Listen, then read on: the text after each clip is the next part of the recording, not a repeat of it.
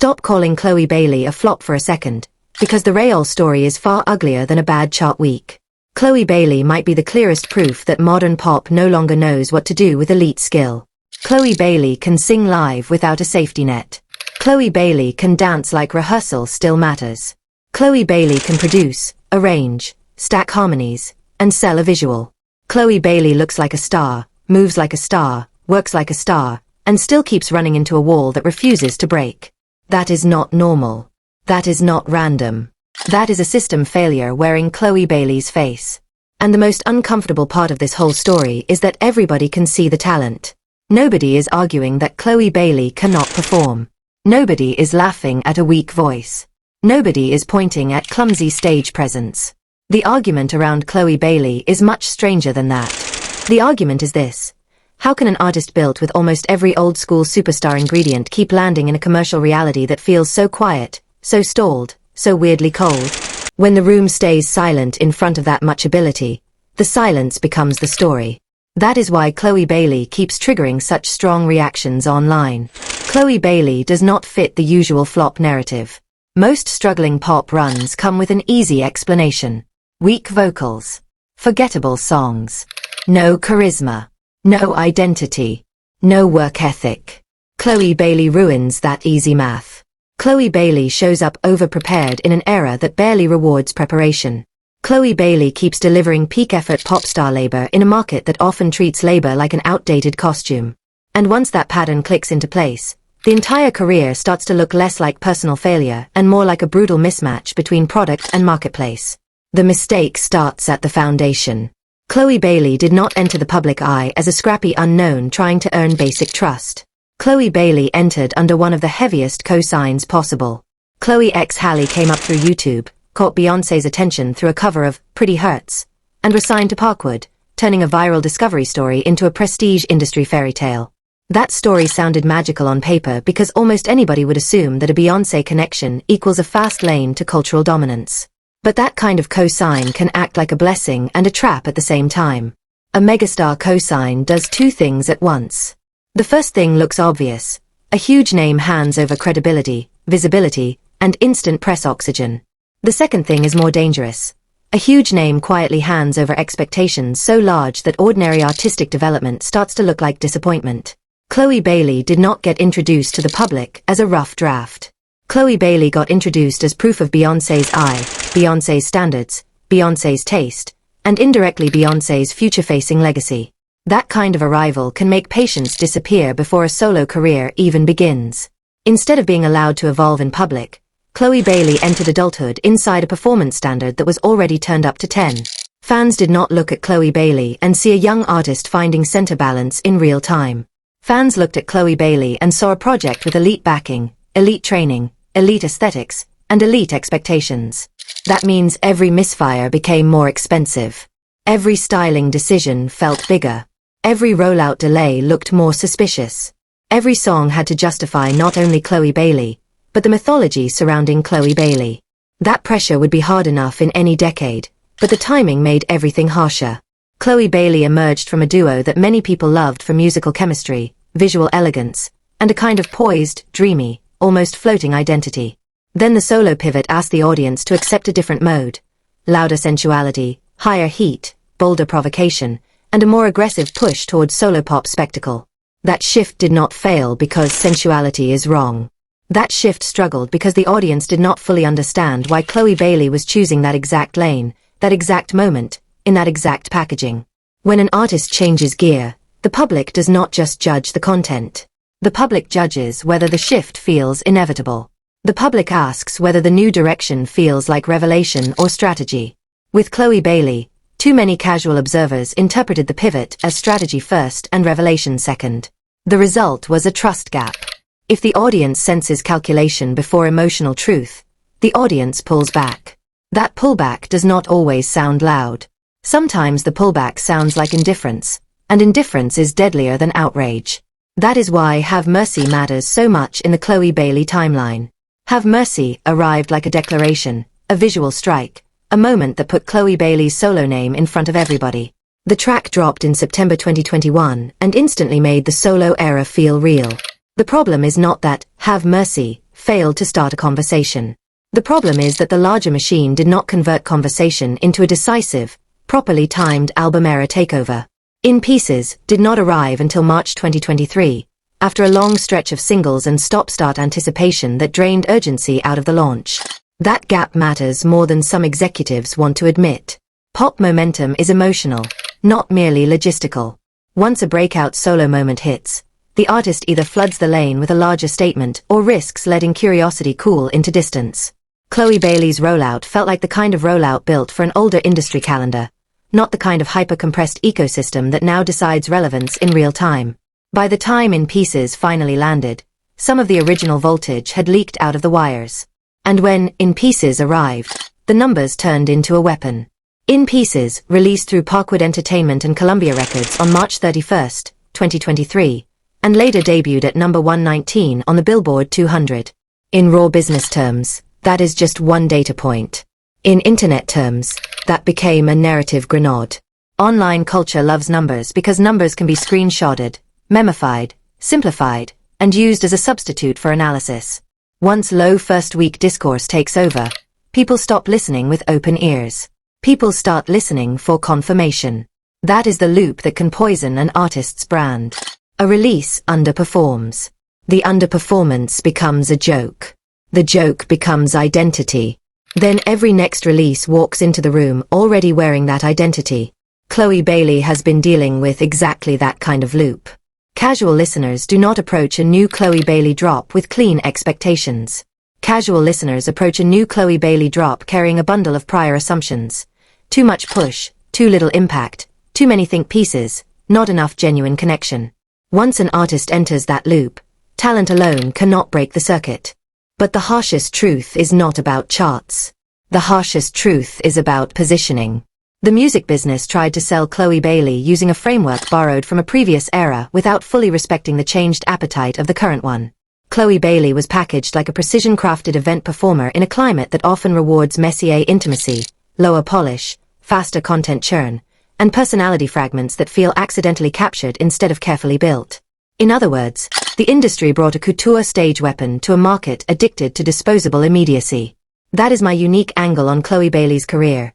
Chloe Bailey is not failing because Chloe Bailey lacks talent, and Chloe Bailey is not failing because the audience hates excellence.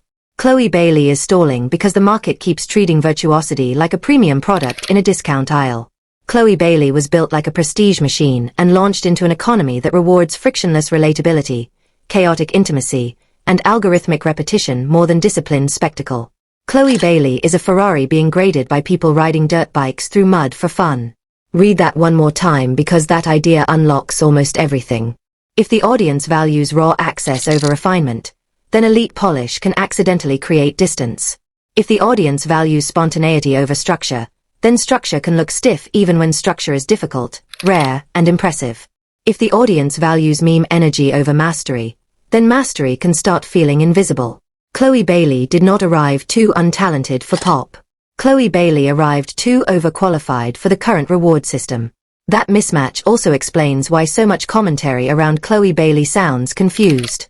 One group keeps saying, but Chloe Bailey is obviously gifted. Another group keeps saying, then why is none of this sticking? Both groups are reacting to the same contradiction from different angles. The contradiction is real. The contradiction is not a sign that either side is blind. The contradiction is a sign that the marketplace and the talent package are moving on different frequencies. Then add the image issue. Image alone is never the whole answer, but image tells the audience how to read the music before the play button even gets pressed. Chloe Bailey's solo era often leaned into high glamour heat, overt seduction, and choreography-forward visual messaging. Again, sensuality is not the crime here. Beyoncé used sensuality. Rihanna used sensuality. Janet Jackson used sensuality.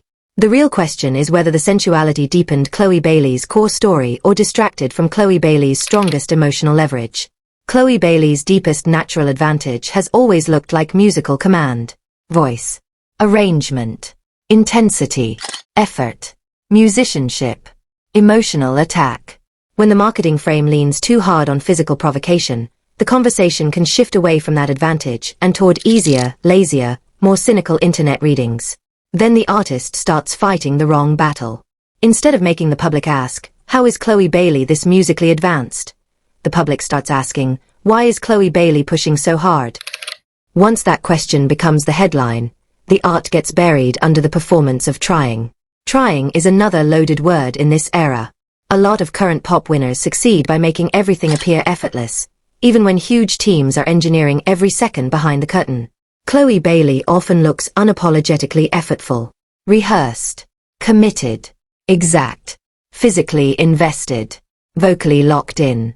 The internet sometimes punishes visible effort because visible effort reminds people that star power is labor, and labor ruins the fantasy that success simply happens to the most casually magnetic person in the room. Chloe Bailey's presence highlights the value gap between craft and reward. Earlier pop eras placed a premium on the full package. Vocal control, movement quality, visual command, stage discipline, star framing. Chloe Bailey still trains and performs as if those metrics carry the same market value. Current attention systems do not always agree. Viral culture often rewards momentary hooks, repeatable snippets, personality discourse, controversy loops, and low-friction emotional identification. That does not mean skill is meaningless. That means skill is no longer enough to force collective attention on skills terms. That is why Chloe Bailey's situation can feel cursed to supporters. Supporters keep waiting for the obvious breakthrough that should logically happen when somebody this gifted keeps working this hard. But logic is not running the show. Velocity is. Meme transfer is. Low attention repeat play is. Instantly legible identity is. Social media does not always reward the best singer in the room. Social media rewards the easiest story to spread about the singer in the room. And what story has spread around Chloe Bailey? Not the full truth. Not the musician's full architecture. The spreadable story became a cluster of half-truths. Over-pushed, over-sexualized, underperforming, talented but not connecting, famous but not landing. That story is sticky because it compresses a complicated career into a quick take. Once a quick take becomes dominant, even strong performances can get filtered through the same conclusion before the audience has actually processed the performance. That is where the Beyoncé factor becomes painful again. The same cosign that gave Chloe Bailey prestige also gave the audience an impossible measuring stick. Chloe Bailey was not simply compared to random peers. Chloe Bailey was indirectly compared to one of the most complete pop performers ever. Even when nobody said the comparison out loud, the comparisons sat in the room like furniture. If Chloe Bailey looked too close to that lineage, critics called the image derivative.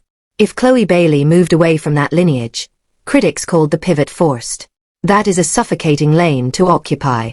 A superstar mentor can open doors, but a superstar mentor cannot manufacture timing, resonance, or emotional inevitability on command. Sometimes the attachment even complicates things because the artist never fully owns the first impression. The first impression belongs to the cosign. The artist spends years trying to inherit the benefit while escaping the shadow. Chloe Bailey has had to do both tasks at once, and both tasks burn energy. None of this means Chloe Bailey is doomed. In fact, the most hopeful part of the story is buried inside the exact same contradiction causing all the frustration. Chloe Bailey still has something that cannot be faked into existence by playlist tricks or surface-level hype: undeniable ability. A weak artist can ride a trend higher for a short season. A complete artist can survive long enough to rebuild the frame if the strategy finally matches the gift. Chloe Bailey's problem is not the existence of talent. Chloe Bailey's problem is the misalignment around the talent. So what does the fix look like? The fix starts with subtraction, not addition. Chloe Bailey does not need louder effort. Chloe Bailey does not need hotter visuals. Chloe Bailey does not need another campaign designed to prove star quality to people already exhausted by the argument. Chloe Bailey needs coherence. Chloe Bailey needs a lane that makes the public feel the music before the public feels the strategy. Chloe Bailey needs releases that build a clean emotional identity and a trustworthy reason to care. That means fewer gestures aimed at generic mainstream validation and more world-building around what Chloe Bailey actually does better than most peers. Let the musicianship lead. Let the vocal architecture lead. Let the emotional texture lead. Let the intimacy of craft become the headline. Not craft as homework. Craft as seduction. Craft as confession. Craft as power. The audience does not need another reminder that Chloe Bailey can work hard. The audience needs a reason to feel that Chloe Bailey's work is revealing something irreplaceable. A A smarter Chloe Bailey era would also treat pacing like warfare. No more marathon drift. No more letting one ignition point cool into memory while the campaign searches for perfection. The next real era has to move with intention and compression.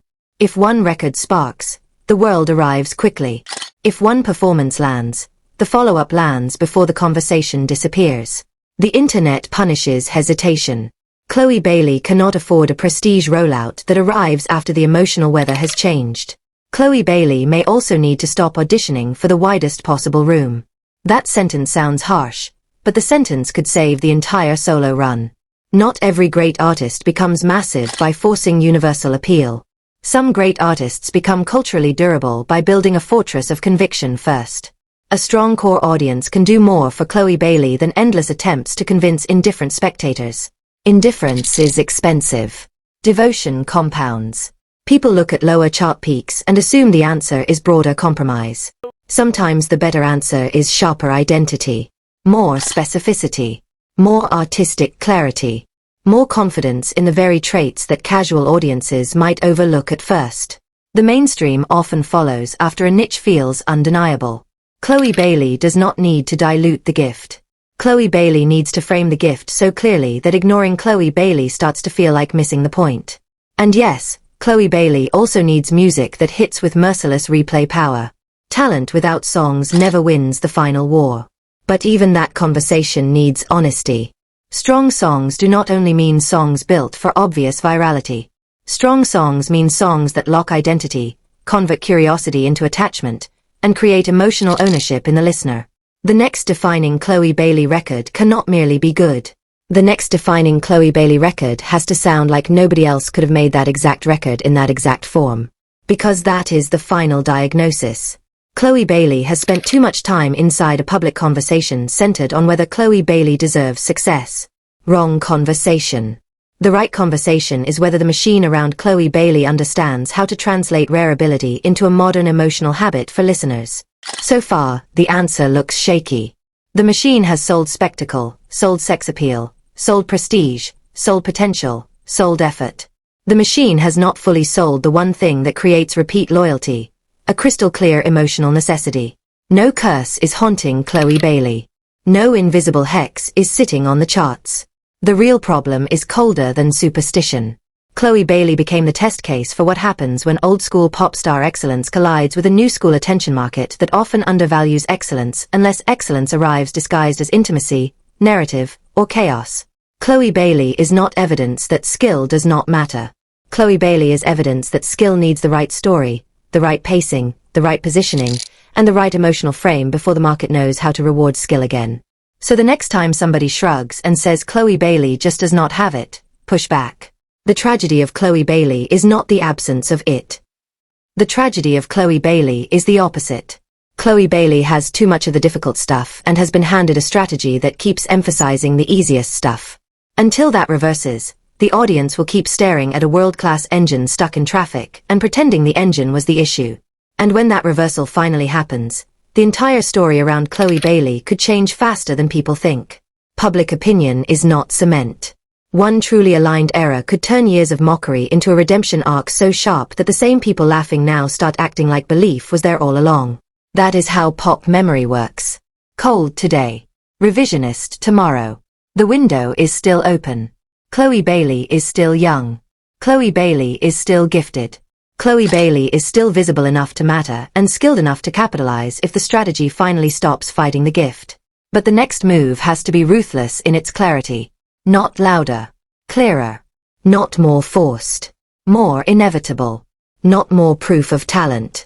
More proof of meaning. Because the real headline was never, "Why is Chloe Bailey flopping?" The real headline is much more damning to the industry around Chloe Bailey. The real headline is this: how did the market become so broken that an artist with Chloe Bailey's tools could look optional? That question says more about the era than it says about Chloe Bailey. And maybe that is the most revealing answer of all.